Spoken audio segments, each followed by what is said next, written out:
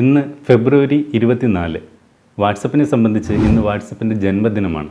8ാമത് ജന്മദിനം. വാട്സപ്പിൻ്റെ ഈ ജന്മദിനത്തിൽ വാട്സപ്പ് ഉപഭോക്താക്കൾക്കായി ഒരു പുതിയ ഫീച്ചർ നൽകിയിരിക്കുകയാണ്, സ്റ്റാറ്റസ് എന്ന പേരിൽ.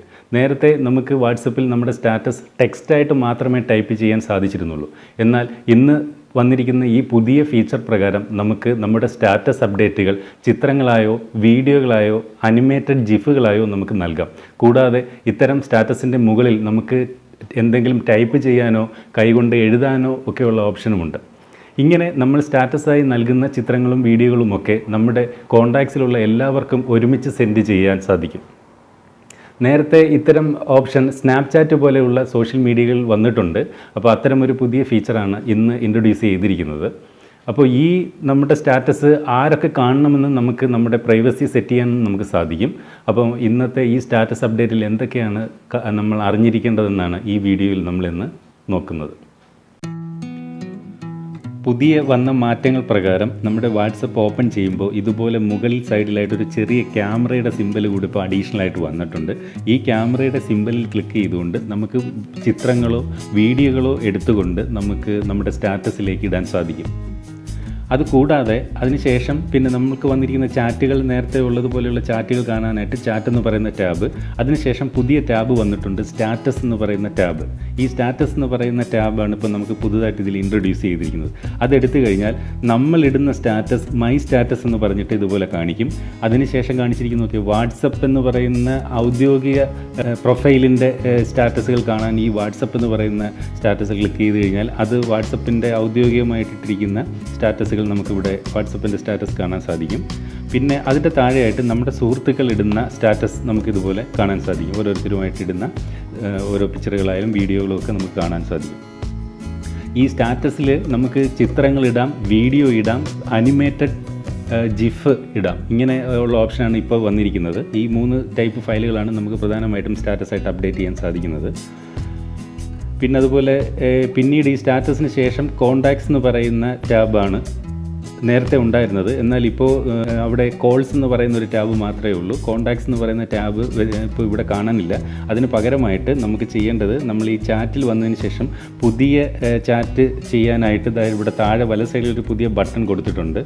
ആ ബട്ടൺ പച്ച കളറിലൊരു ബട്ടൺ കാണാം. അത് ക്ലിക്ക് ചെയ്തുകൊണ്ട് നമുക്ക് ആർക്കാണോ നമുക്ക് മെസ്സേജ് അയക്കേണ്ടത് അവരുടെ കോൺടാക്റ്റ് നമ്മൾ സെലക്ട് ചെയ്തുകൊണ്ട് നമുക്ക് പുതിയ ചാറ്റ് ചെയ്യാൻ സാധിക്കും. അങ്ങനെയാണിപ്പോൾ വന്നിരിക്കുന്ന പുതിയൊരു മാറ്റം.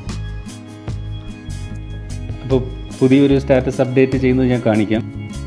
സ്റ്റാറ്റസ് എന്ന് പറയുന്ന ടാബ് എടുക്കുമ്പോൾ ഇവിടെ മൈ സ്റ്റാറ്റസ് എന്ന് പറയുന്ന ഈ ആദ്യം കാണുന്ന ടാബിൽ ക്ലിക്ക് ചെയ്തുകൊണ്ട് നമുക്ക് പുതിയ സ്റ്റാറ്റസ് നമുക്ക് അങ്ങനെ അപ്ഡേറ്റ് ചെയ്യാം.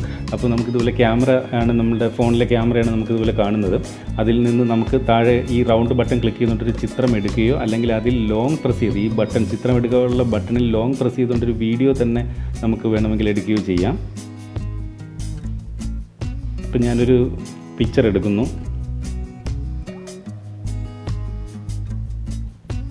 അങ്ങനെ പിക്ചർ എടുത്തതിന് ശേഷം ഏറ്റവും മുകളിൽ നോക്കി അത് ക്രോപ്പ് ചെയ്യാനുള്ള ഓപ്ഷൻ ഉണ്ട്. അല്ലാതെ അതിനകത്ത് ഏതെങ്കിലും സ്റ്റിക്കറുകൾ അതിനകത്ത് വെക്കണമെങ്കിൽ അതിനുള്ള ഓപ്ഷൻ ഉണ്ട്. സ്റ്റിക്കർ വെച്ചിട്ട് അത് ഇതുപോലെ പിൻ ചെയ്ത് നമുക്ക് സൂം ചെയ്യാം. അതിനുശേഷം എന്തെങ്കിലും ടൈപ്പ് ചെയ്യണമെങ്കിൽ ടി എന്ന് പറയുന്ന ബട്ടൺ ക്ലിക്ക് ചെയ്തുകൊണ്ട് നമുക്ക് ടൈപ്പ് ചെയ്യാനുള്ള എന്തെങ്കിലും ടൈപ്പ് ചെയ്യാം. അതിനുശേഷം ഒരു പെന്നിൻ്റെ സിമ്പിളുണ്ട്, അതിൽ ക്ലിക്ക് ചെയ്തുകൊണ്ട് നമുക്ക് എന്തെങ്കിലും അവിടെ എഴുതാനുണ്ടെങ്കിൽ അത് എഴുതാം. ഏറ്റവും താഴെയായിട്ട് ആഡ് ക്യാപ്ഷൻ എന്ന് പറയുന്ന ഓപ്ഷനിൽ ക്ലിക്ക് ചെയ്തിട്ട് എന്തെങ്കിലും ടെക്സ്റ്റ് അല്ലാതെ ചിത്രത്തിന് കൂടാതെ ചിത്രത്തിന് താഴെയായിട്ട് എന്തെങ്കിലും ക്യാപ്ഷനായിട്ട് എഴുതണമെങ്കിൽ അതിനും മാർഗമുണ്ട്. അതും ടൈപ്പ് ചെയ്തതിന് ശേഷം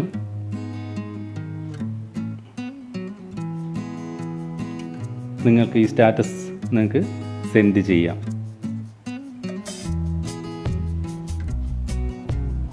ഇനി മറ്റൊരു കാര്യം നമ്മൾ ശ്രദ്ധിക്കേണ്ട കാര്യം, നമ്മളിങ്ങനെ സെൻഡ് ചെയ്യുന്ന സ്റ്റാറ്റസിൻ്റെ പ്രൈവസി, അതിന് തൻ്റെ ഏറ്റവും മുകളിൽ ഈ വലത് സൈഡിൽ 3 ഡോട്ട് കാണുന്നുണ്ടല്ലോ ഏറ്റവും മുകളിൽ, അതിൽ ക്ലിക്ക് ചെയ്ത് സ്റ്റാറ്റസ് പ്രൈവസി എന്ന് പറയുന്നൊരു ഓപ്ഷൻ ഉണ്ട്.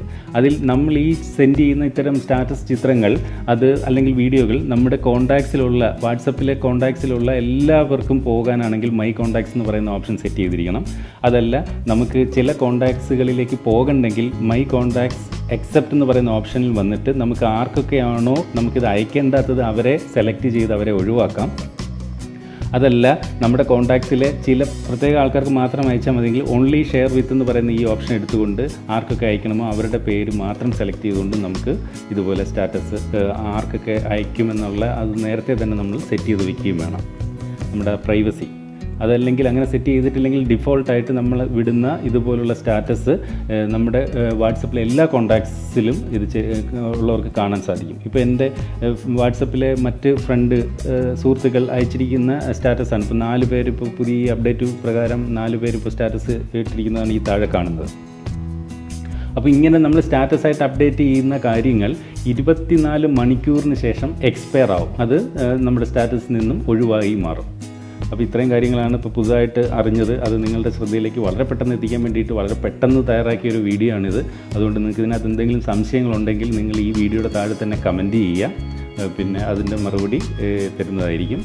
പിന്നെ ഇത് നിങ്ങൾക്ക് ഈ ഒരു പുതിയ ഓപ്ഷൻ ലഭ്യമാകണമെങ്കിൽ നിങ്ങൾ പ്ലേ സ്റ്റോറിൽ നിന്ന് തന്നെ നിങ്ങൾ വാട്സപ്പ് ഇൻസ്റ്റാൾ ചെയ്താൽ മതി. നിങ്ങൾക്ക് ഈ ഒരു ഓപ്ഷൻ ആക്റ്റീവ് ആകും.